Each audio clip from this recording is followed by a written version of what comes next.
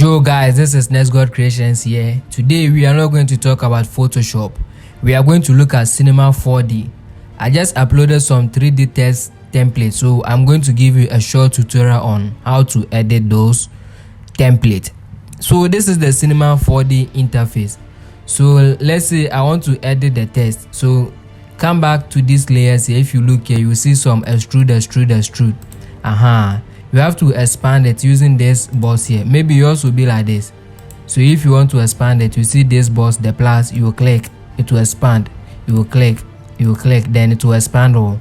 Now if you want to change the text, you have to click on this text. You will click on it, then you highlight, then you type your text that you want. Let's say gone, then I'll type gone. Then I'll do same for the second one. So if it is the same text that I duplicated, then I'll select the second one too, then I'll type, let's say gone. Then the last one, then I'll highlight and say gone. After that, let me click somewhere here. You see I've gotten my gone. Then let's say it is too small, I want to make it a bit bigger. I'll use this arrow up and arrow down to drag it. If you drag it up, it will zoom. If you drag it down too, it will zoom. But as you are zooming, don't forget that Cinema 4D has some boundaries. It's like a sheet. If you go beyond that boundaries, some of your work will be cropped. Let me off this guy so that you see what I'm talking about.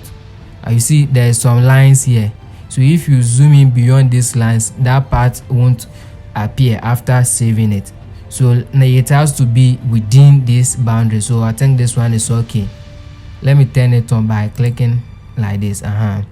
So now you see we don't need this off, so we can simply delete it by select, then press your delete key. You select, you press your delete key. This is it. If you want to see if your text is within the boundaries, you will see this guy, there's some dots here up and down, but it is the top one. Click on it till it turns red, then you check if it is within the boundaries, then you click again for it to become neutral like this. Then you go back to, you see there's some box here, 1 2 3, this one, you click on it. If you click it, to open this render settings for you.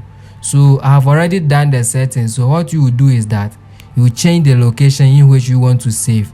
So you come to this 3 dots here. If you click on it, then you select your location, let's say desktop, then you give it a name, let's say gone, like this.